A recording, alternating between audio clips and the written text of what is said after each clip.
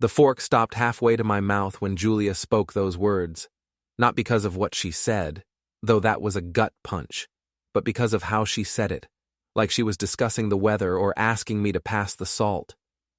"We've agreed. You're no longer part of the family. Don't come home anymore. Don't attend family gatherings." I set the fork down carefully on my plate, the pasta still steaming. Our daughter Chloe sat across from me, 17 years old and nodding like she was agreeing to a movie choice.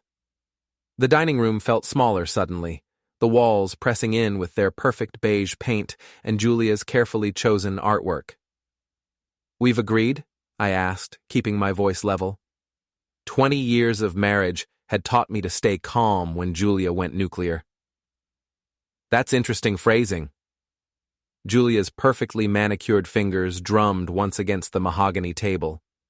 She looked like she'd stepped out of a legal magazine. Blonde hair in a precise bob, navy blazer even at dinner, lips painted corporate red. "Nick, don't make this harder than it needs to be." I laughed, and it came out harsher than I intended. "Make what harder? Getting thrown out of my own house by my own family?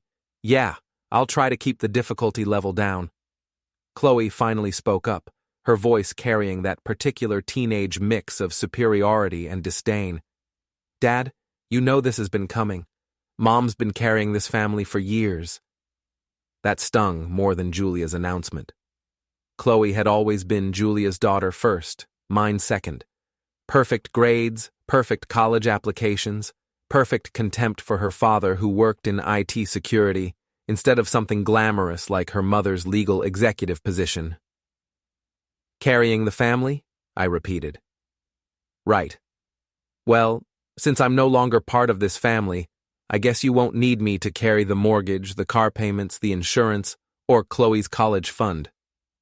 I pulled out my laptop, never went anywhere without it, occupational hazard, and opened it right there at the dinner table. Julia's eyes narrowed. She hated when I brought work to dinner, but this wasn't work. "What are you doing?" she demanded. "Canceling automatic payments," I said, fingers flying over the keyboard. "Mortgage, canceled. Your car payment, canceled. Chloe's car insurance, canceled. The country club membership you insisted we needed, definitely canceled." Julia's phone started buzzing, then buzzing again. Her friends were probably texting already. Word traveled fast in our neighborhood, especially when someone like Julia Harper, who prided herself on having everything under control, suddenly found herself in a very public mess. "You can't do that," Chloe said, but her voice had lost some of its certainty. "Actually, I can. Funny thing about joint accounts, they require joint participation. And since I'm no longer part of the family, I figure you don't want my participation anymore." I kept typing, accessing account after account. The cable bill, the utilities, the landscaping service that kept our lawn looking like something from a magazine. Click, click, click. Canceled, canceled, canceled. Julia stood up so fast her chair scraped against the hardwood floor. "Stop this right now, Nick. You're being childish." "Childish?" I looked up at her, really looked at her. When had she become so cold? When had those blue eyes turned to ice? "Julia, you just told me I'm not part of this family anymore. At a dinner table, while we were eating the pasta I cooked, in the house I've been paying for, after I spent the day working to support the lifestyle you've become accustomed to. And I'm being childish?" My phone buzzed with a text. I glanced at it and felt something twist in my chest. It was from Carter, my coworker and supposed friend. "Dude, Julia called me earlier. Said you were having a breakdown. You okay?" Before we deeper into this story, I have one small request. Please subscribe, drop a like, comment, and hit that hype button to boost this channel so more people can discover these incredible Reddit stories. Julia called him earlier, before dinner, before her little announcement.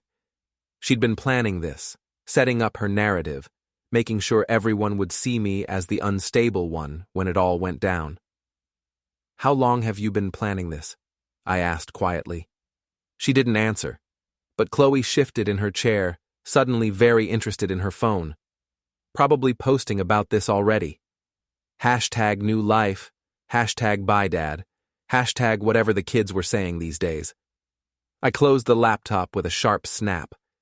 You know what? You're right. This has been a long time coming. I should have seen it months ago when you started working late every night.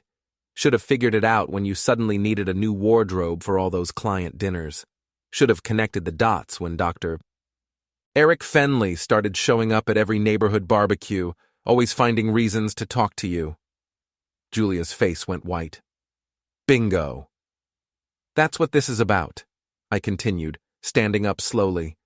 You found yourself a surgeon with a Porsche and a trust fund, and now you need to clear the decks. Well, congratulations, Julia. You got what you wanted. I'm out. I walked toward the front door, grabbing my jacket from the closet. Behind me, I could hear Julia's voice, higher pitched now, less controlled. Nick, wait. We need to discuss the practical arrangements.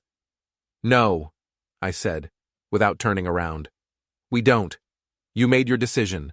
Now you get to live with the consequences. I opened the front door and stepped out into the cool evening air.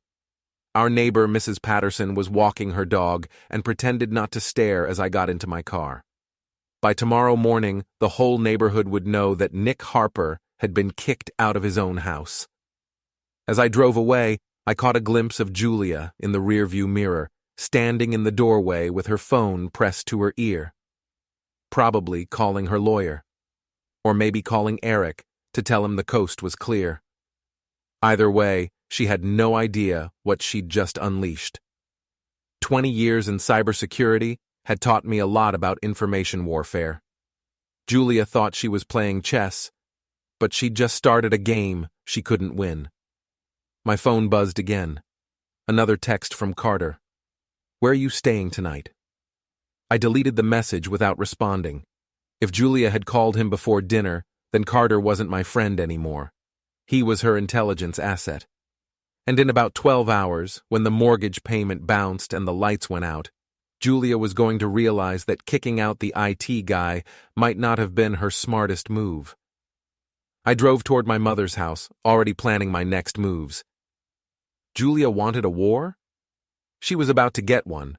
My mother's house smelled like coffee and righteous indignation. She'd been up since 5, old habits from her nursing days, and had already heard about last night through the neighborhood grapevine. That woman, she said, pouring me a cup of coffee that could strip paint, has been planning this for months. Months, Nicholas. I saw her at the grocery store back in March, all dolled up at 8 in the morning, claiming she had an early meeting. What kind of legal meeting happens at 8 a.m. on a Saturday? I sat at her kitchen table, the same one I'd done homework at 30 years ago, and opened my laptop. The kind that happens at Eric Fenley's house, apparently. That snake. Mom had never liked Eric, not since he'd moved into the neighborhood 2 years ago with his flashy car and his habit of jogging shirtless past our house every morning. I always knew he was trouble, too much cologne and too many teeth. My phone had been buzzing all morning, 17 missed calls from Julia, 12 from Chloe, and 3 from our bank. I ignored them all and focused on the screen in front of me. Julia thought she was smart, but she'd made one crucial mistake. She'd assumed I would roll over and play the victim. Instead, I was about to show her what 20 years of cybersecurity experience could accomplish when properly motivated. First, I checked our joint accounts. Julia had been busy overnight. She'd tried to transfer money to her personal account, but the automatic holds I'd placed had blocked her. She'd also attempted to restore the canceled services, but without access to my passwords, she was locked out. My phone rang, Julia's number. I let it go to voicemail, then listened to the message on speaker so Mom could hear. Nick, this is ridiculous. You can't just cut off all our utilities like some kind of terrorist. Chloe has school, I have work, we have responsibilities. Call me back immediately. Mom snorted. Terrorist? That woman has some nerve. I was about to respond when my laptop chimed with an email notification. Carter, my supposed friend from work, had sent me a message. Hey man, heard about the separation. Julia mentioned you might need someone to talk to about the financial stuff. I know a good lawyer. I stared at the screen, feeling something cold settle in my chest. Carter knew I was a cybersecurity specialist. He knew I understood financial systems better than most lawyers. The only reason he'd suggest I needed help with financial stuff was if someone had told him I was incompetent. Someone like Julia. I opened a new browser window and did something I'd never done before. I ran a background check on my own wife. What I found made my coffee taste like ashes. Julia hadn't just been having an affair. She'd been systematically hiding debts. Credit cards I didn't know about, loans taken against her retirement account, even a second mortgage on a property I'd never heard of. She owed nearly $200,000, and according to the legal documents I was finding, she'd been using my credit rating to secure the loans. "Mom," I said quietly, "I need to make some calls." She looked at my face and nodded. "Use the den. I'll keep the coffee warm." I spent the next 3 hours on the phone with banks, credit agencies, and lawyers. By noon, I had a clear picture of what Julia had been planning. She'd run up massive debts, probably to fund her new lifestyle with Eric, and then she was going to divorce me and stick me with half the bill. The family dinner announcement wasn't the beginning of her plan. It was the end game. But she'd moved too fast. In her eagerness to get me out of the house, she tipped her hand before securing her position. And now I had options. I called my own lawyer, not the family lawyer Julia knew about, but a guy I'd worked with on corporate security cases. Tom Brennan was a shark in an expensive suit, and he owed me a favor from a case where I'd helped him recover stolen client files.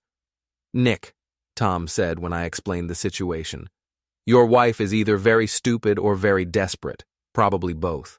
The good news is that since you discovered the debts before any divorce proceedings, you can protect yourself. The bad news is that this is going to get ugly fast." "How ugly?" "Well, let's put it this way. By the time we're done, she'll be lucky if she can afford a studio apartment in the bad part of town." I was still on the phone with Tom when my mother knocked on the den door. She looked worried. "Nicholas, there's a police car in Julia's driveway." I looked out the window. Sure enough, a patrol car was parked in front of my house, former house, and I could see Julia on the front porch, gesturing dramatically at an officer who looked like he'd rather be anywhere else. My phone rang. Unknown number. "Mr. Harper? This is Officer Martinez with the city police. Your wife has filed a complaint saying you've abandoned your family and cut off all utilities to the house. She's claiming it's a form of domestic harassment." I almost laughed. "Officer, I was kicked out of my own house last night. My wife informed me I was no longer part of the family.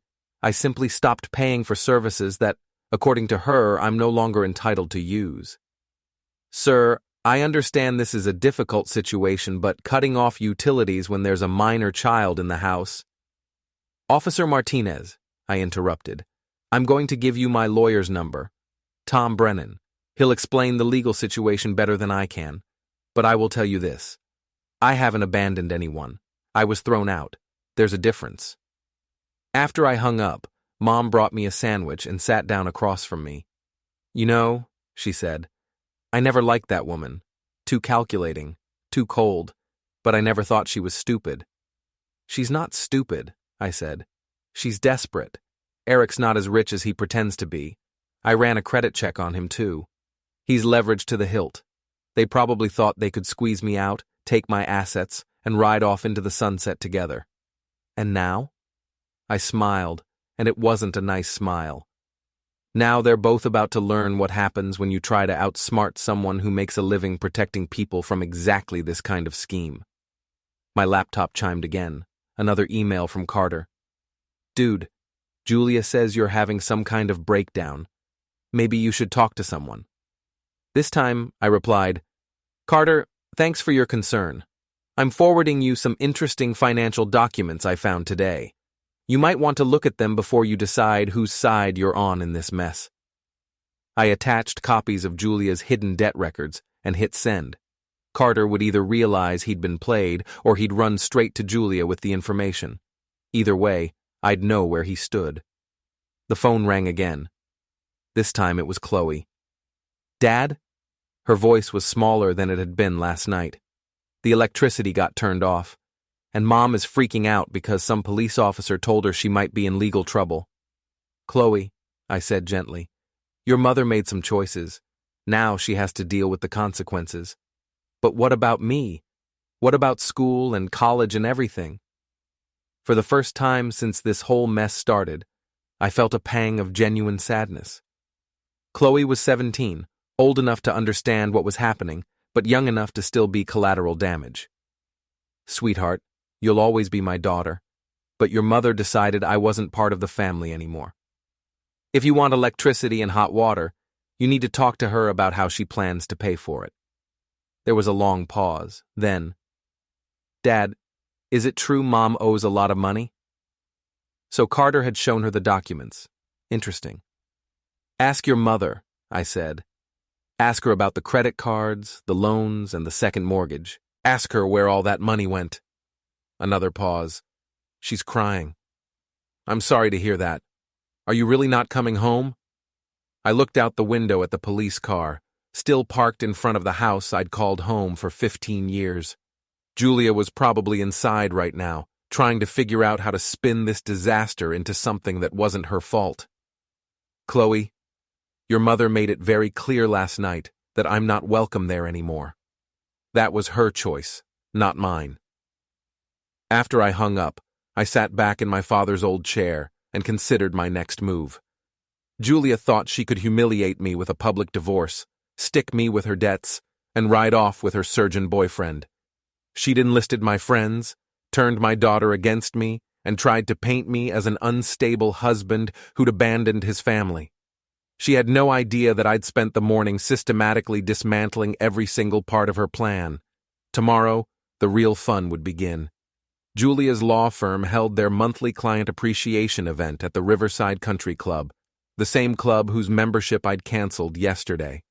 I knew she'd be there, playing the role of the successful legal executive whose husband had suddenly lost his mind. What she didn't know was that I'd spent the morning preparing a little surprise. I arrived at the club just as the cocktail hour was starting.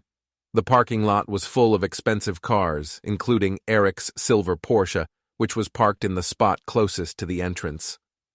Always had to make an entrance, that one. Inside, the event was exactly what I'd expected.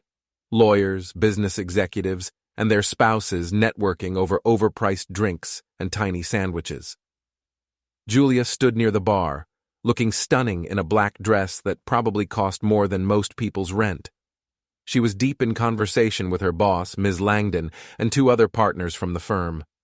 She saw me before I reached her group, and I watched her face cycle through several expressions: surprise, fear, anger, and finally a forced smile.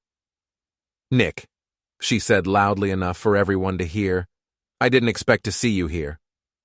"Really? This is my club too." "Well, was my club, until yesterday, when I canceled the membership." I smiled at Ms. Langdon. "Evening, Margaret. Lovely event." Ms. Langdon looked confused. "Canceled the membership?" But Julia said, "Oh, Julia's told you about our situation?" I pulled out my phone and opened the folder I'd prepared. That's great. Saves me the trouble of explaining why she might be a little distracted at work lately. Julia's face went pale. "Nick, this isn't the place." "Actually, it's the perfect place." I turned to Ms. Langdon. "Margaret, you should know that Julia's been dealing with some significant financial pressures. I thought you might want to be aware, given that she handles client trust accounts."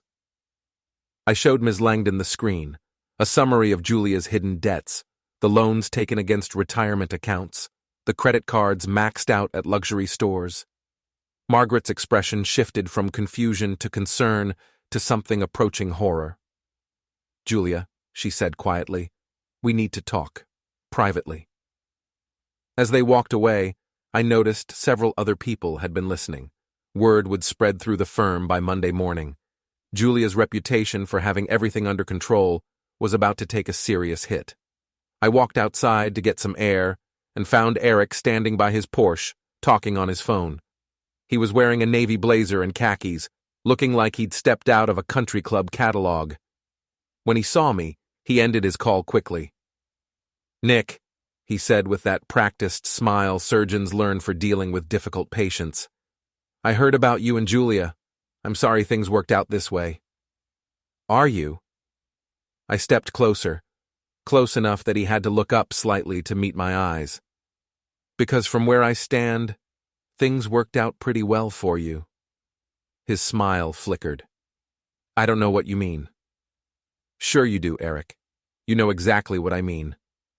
I leaned against his car and he winced as if I might scratch the paint. Nice car, by the way. Must have cost a fortune. Good thing Julia's been helping with the payments. I think you're confused. Am I? Because I've got bank records that say otherwise. Turns out Julia's been very generous with money that wasn't actually hers to give. Eric's face was starting to turn red. Look, Nick, I understand you're upset, but I grabbed his shirt front and pulled him close. Not hard enough to hurt him, but hard enough to make it clear I wasn't playing games anymore.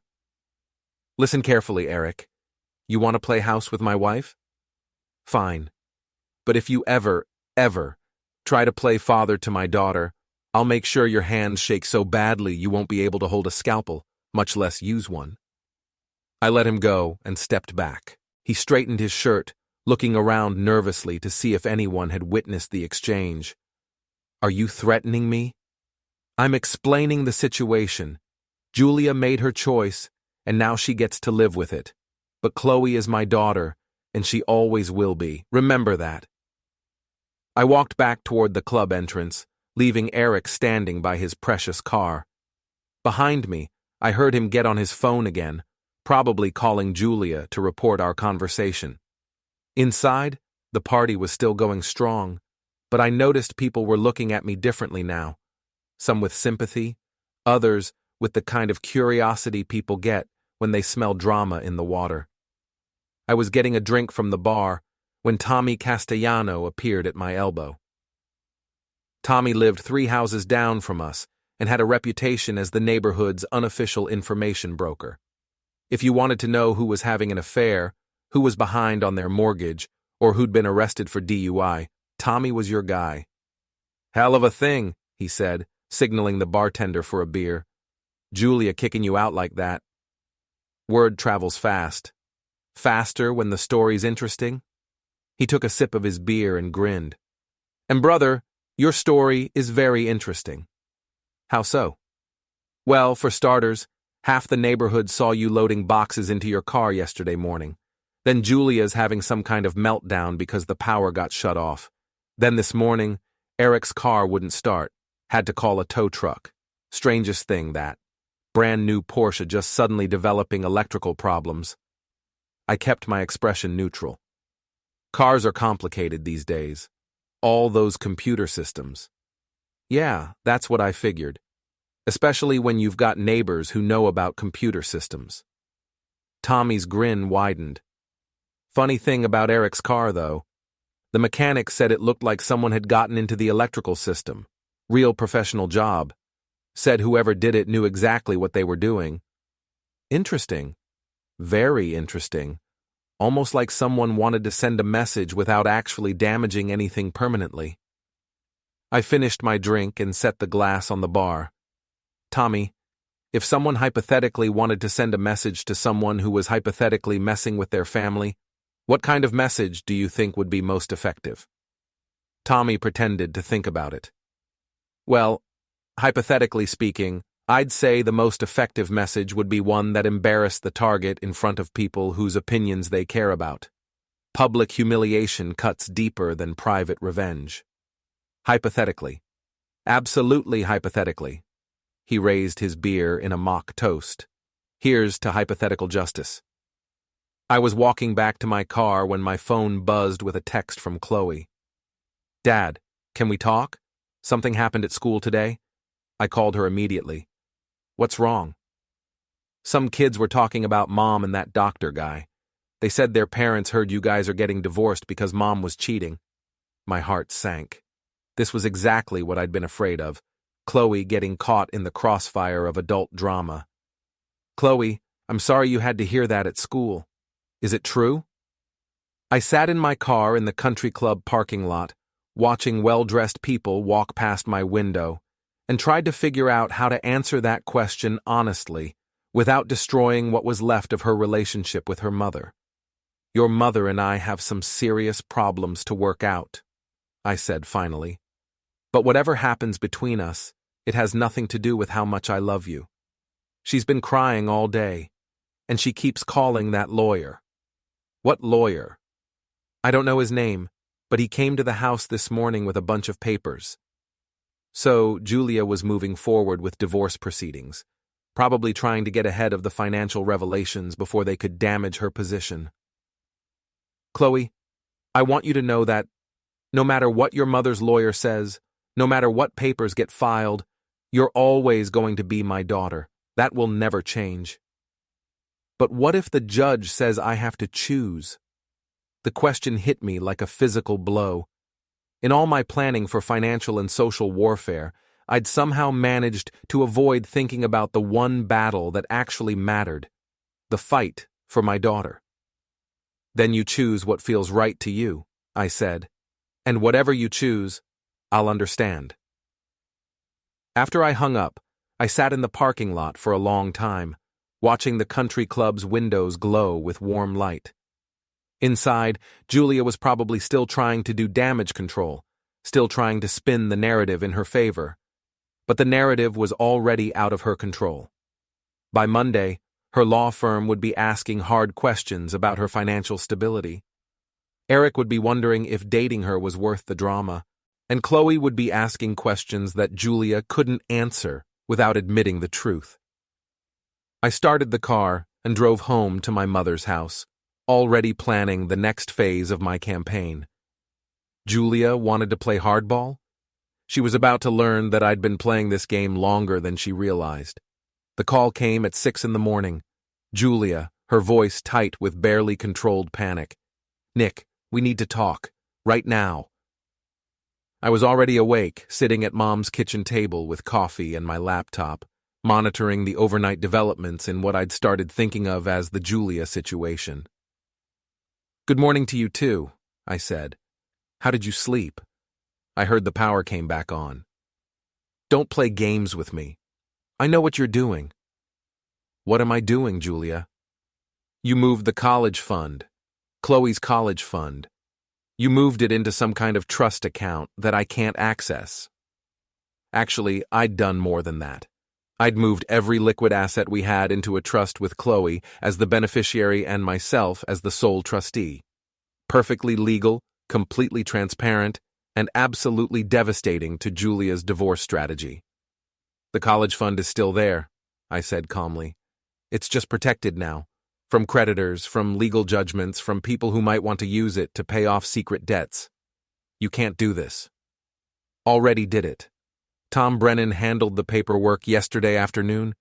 Chloe's financial future is now completely secure, no matter what happens between us."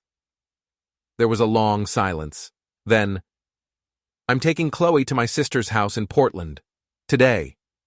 "No, you're not. You can't stop me." "Julia, if you try to take Chloe out of state without my consent, you'll be in violation of about 6 different laws, and given your current financial situation, I don't think you want to add legal fees to your list of problems."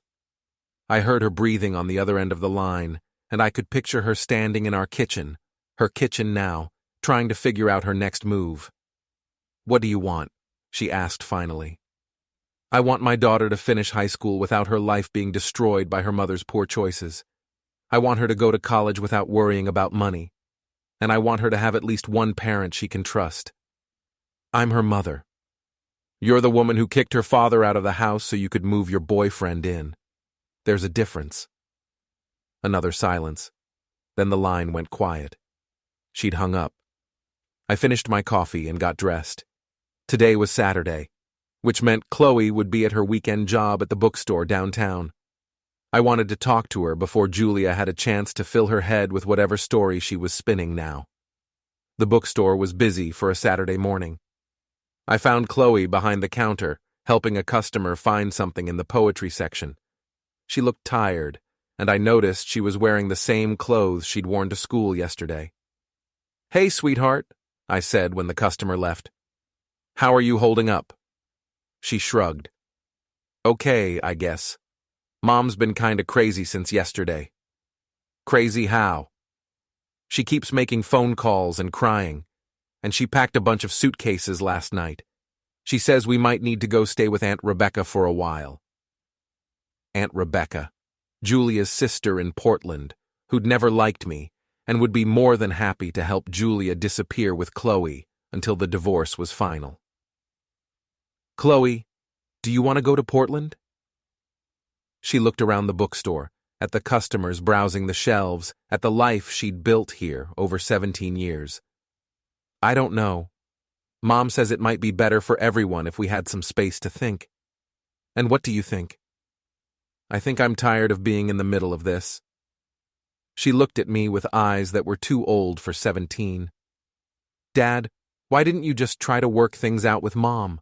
Why did it have to get this ugly? The question cut deep because it was fair. I could have handled Julia's announcement differently. I could have tried counseling, or mediation, or any of a dozen other approaches that might have kept our family intact. But I could also remember the cold calculation in her voice at dinner, the way she'd already called Carter before telling me I was out of the family, the months of lies and hidden debts and secret phone calls.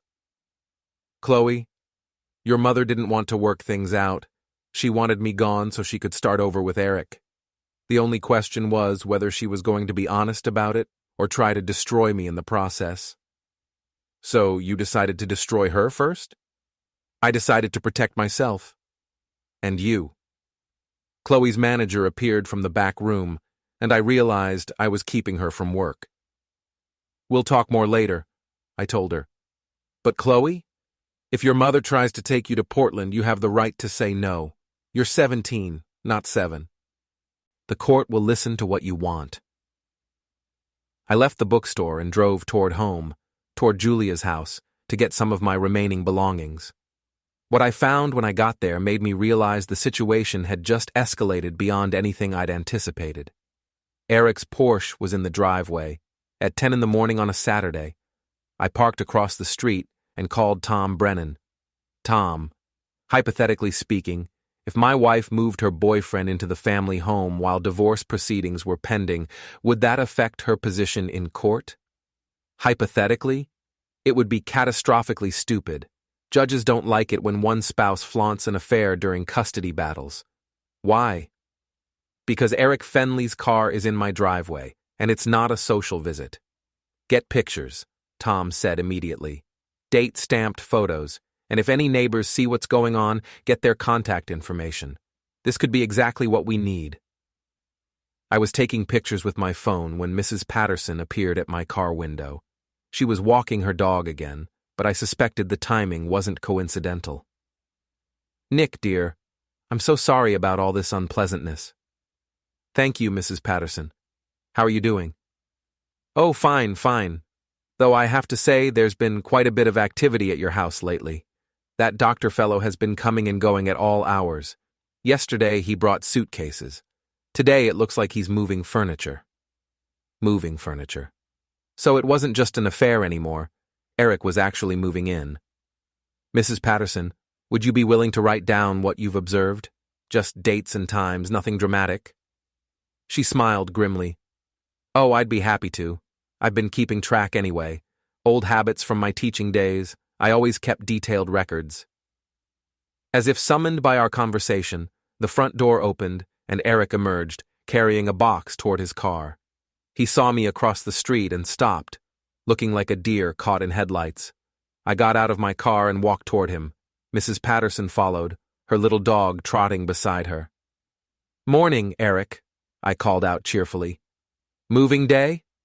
He set the box down carefully. Nick, this isn't what it looks like. Really? Because it looks like you're moving into my house while my wife files for divorce, but I'm sure there's a perfectly innocent explanation. Julia appeared in the doorway, wearing a robe that I recognized as the one I'd bought her for Christmas 2 years ago. Her hair was messy, and she looked like she'd been sleeping. Nick, you need to leave. This is my house now.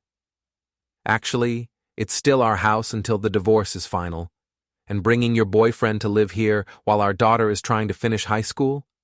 Julia, even for you, this is low. Eric is helping me through a difficult time. Is that what we're calling it? I pulled out my phone and started recording. Eric Fenley, for the record, are you currently living at 247 Maple Street with Julia Harper while she's still legally married to me? Eric looked at Julia, then at Mrs. Patterson, who was watching the whole scene with undisguised interest. We're not. This is complicated. It's really not, I said. You're either living here or you're not. You're either sleeping in my bed or you're not. You're either playing house with my wife while my daughter watches, or you're not. Dad? We all turned. Chloe was standing at the end of the driveway, still wearing her bookstore apron. She must have walked home from work. She looked at Eric, at the box of his belongings, at her mother in the doorway, wearing a robe in the middle of the day. Her face went through the same cycle of expressions I'd seen on Julia's face at the country club: surprise, understanding, and then something that looked like disgust. Mom, is he living here now? Julia straightened her robe and tried to regain some dignity. Chloe, honey, Eric is just helping us through this transition. By moving into Dad's bedroom, Chloe's voice was getting louder. While you're still married? Chloe, you don't understand the situation. I understand plenty. Chloe turned to Eric. You need to leave, now. Eric looked helplessly between Julia and Chloe. Maybe I should go back to my place for a few days, until things settle down. No, Julia said sharply. This is my house, and I decide who stays here. It's my house too, Chloe shot back, and I don't want him here. The situation was spiraling out of control, and I realized I had a choice to make. I could stand back and let Julia dig her own grave deeper, or I could try to protect Chloe from the worst of this mess. Chloe, I said quietly, why don't you come stay with Grandma and me for a few days, until your mother figures out what she wants to do? Julia stepped forward. She's not going anywhere. Chloe, get in the house. Now. No. The single word hung in the air like a challenge. Chloe looked at her mother, at Eric, at the box of belongings that represented everything that had gone wrong with their family. I'm not going in that house while he's there, and I'm not going to Portland, and I'm not pretending this is okay. She walked toward my car. I'm staying with Dad. Julia's carefully constructed facade finally cracked. Chloe Harper, if you get in that car, don't bother coming back. Chloe stopped walking. For a moment, I thought Julia's ultimatum might work, but then Chloe turned around, and her voice was steady and clear. Fine, but when this all falls apart, and it will fall apart, don't call me crying about how you didn't mean it. She got in my car and slammed the door. I looked at Julia, standing in the doorway of the house we'd shared for 15 years, and felt something that might have been pity. You could have handled this differently, I said. You could have been honest, worked out a fair divorce, put Chloe first. Instead, you chose to blow up everything we built together. I chose to be happy, she said. No, Julia, you chose to be selfish. There's a difference. I got in the car and drove away, leaving Julia and Eric standing in the driveway with a box of belongings and the wreckage of what used to be a family. In the passenger seat, Chloe was crying quietly. But when I offered her tissues, she shook her head. I'm not sad, she said. I'm angry, and I'm embarrassed. How could she do this to us? I didn't have a good answer for that. But as we drove toward my mother's house, I realized that Julia had just made the biggest mistake of this entire mess. She'd forced Chloe to choose sides, and Chloe had chosen mine. The break-in happened on a Tuesday night during the worst thunderstorm we'd had all year. I was at Mom's house helping Chloe with her college applications when the security app on my phone started going crazy. Motion detected. Garage door opened. Multiple alerts from the house that was supposed to be empty except for Julia. But Julia was at her sister's house in Portland, had been for 3 days, ever since Chloe refused to come home. She'd left in a fury after Eric decided that maybe dating a married woman going through a messy divorce wasn't worth the drama. I checked the security cameras I'd installed months ago. One of the perks of working in cybersecurity was being paranoid about home security. What I saw on the screen made me smile grimly. Eric and Carter, my former friend and co-worker, were standing in my garage with flashlights and a duffel bag. They were soaking wet from the rain and looked like they had no idea what they were doing. "Chloe," I called upstairs, "stay in your room for a while. I need to handle something." I grabbed my laptop and my phone and drove through the storm to the house. By the time I got there, Eric and Carter had managed to get inside and were rummaging through my home office. I parked across the street and called 911 first, then opened the neighborhood app on my phone and started a live stream. "Good evening, neighbors," I said quietly into the phone. "This is Nick Harper, and I'm currently watching two men break into my house at 247 Maple Street. I thought you might want to see what passes for problem solving in some circles these days." I switched to the security camera feed and watched Eric and Carter stumble around my office with their flashlights. They were clearly looking for something specific, probably financial documents or computer files they could use against me. The neighborhood app was lighting up with comments. Tommy Castellano was the first to respond. "Holy cow, Nick! Is that Eric Fenley?"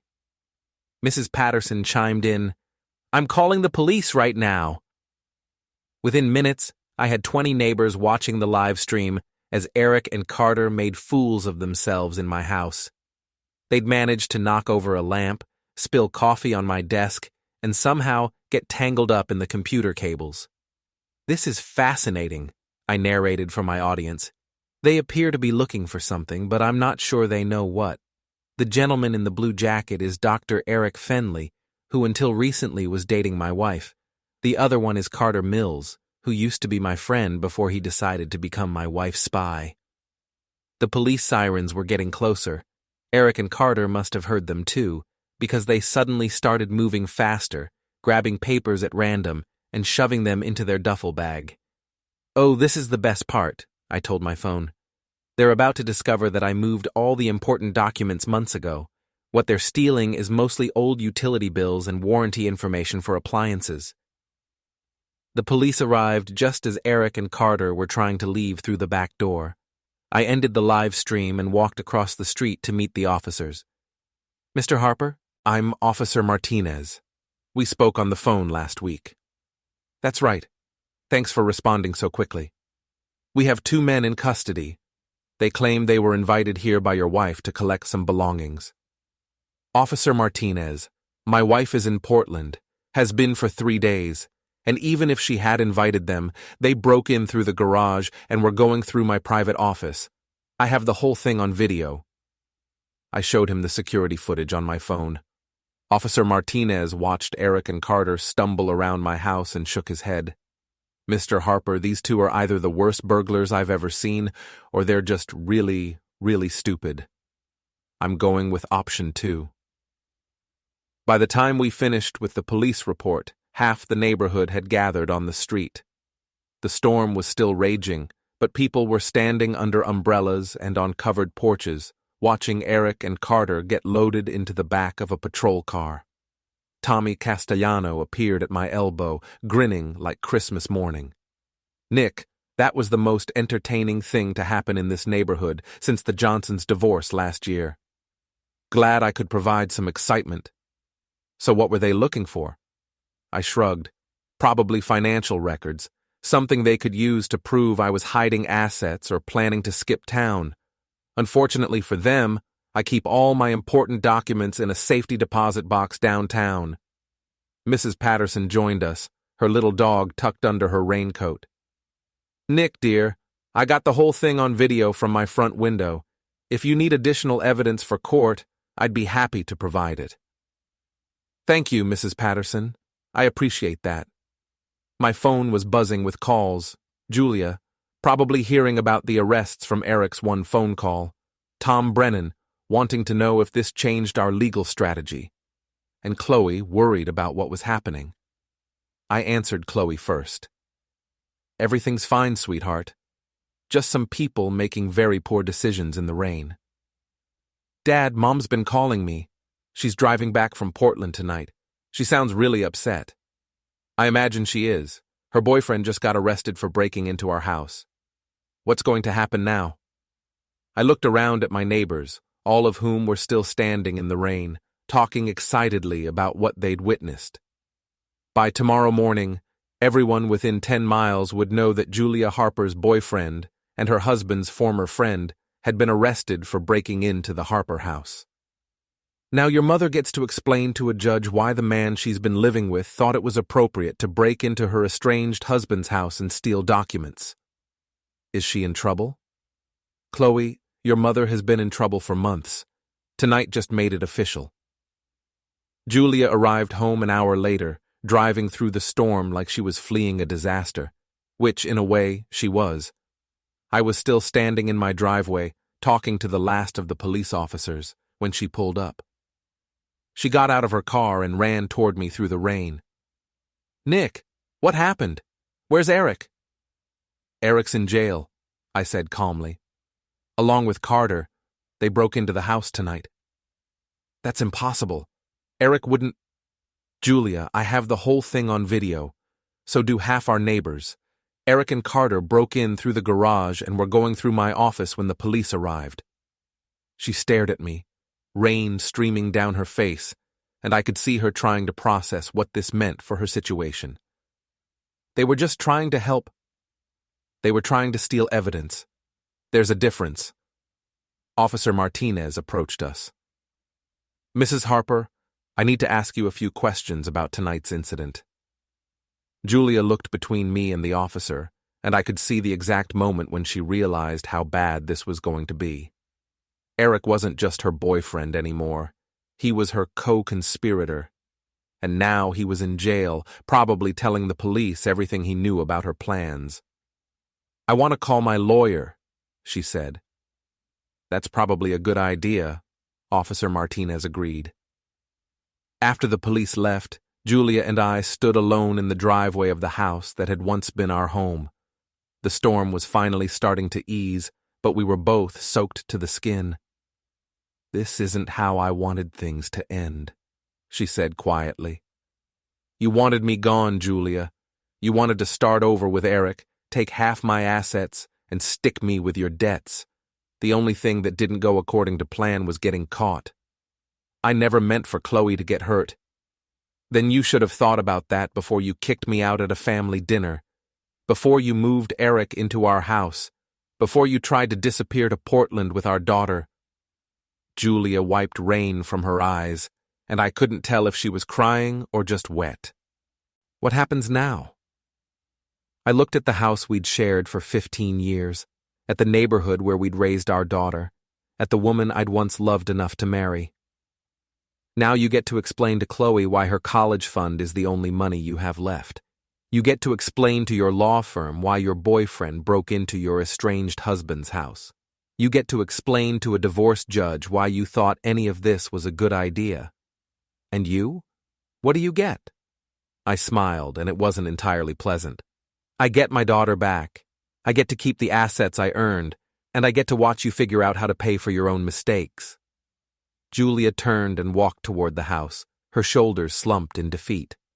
At the front door, she stopped and looked back. I really did love you once, she said. I know, I replied, but you loved the idea of something better more. She went inside, and I got in my car and drove back to Mom's house, where Chloe was waiting with hot coffee and a dozen questions about what happened. Is it over? She asked. I thought about Julia, sitting alone in that big house with no power and no money and no Eric. I thought about the legal bills she'd be facing, the damage to her career, the social humiliation of having her boyfriend arrested for breaking into her husband's house. Yeah, I said. I think it's over. Chloe smiled for the first time in weeks. Good. I was getting tired of all the drama. Outside, the storm was finally ending, and through Mom's kitchen window, I could see stars beginning to appear between the clouds. Tomorrow, Julia would have to start figuring out how to rebuild her life from the wreckage of her own poor choices. But tonight, for the first time since this whole mess started, I was exactly where I belonged, at a kitchen table with my daughter, planning for a future that didn't include betrayal, lies, or people who thought they could outsmart the IT guy. Some battles you win through strategy, some you win through persistence, and some you win by simply refusing to be the victim of someone else's selfishness. Julia had wanted a new life. Now she had one, just not the one she'd planned.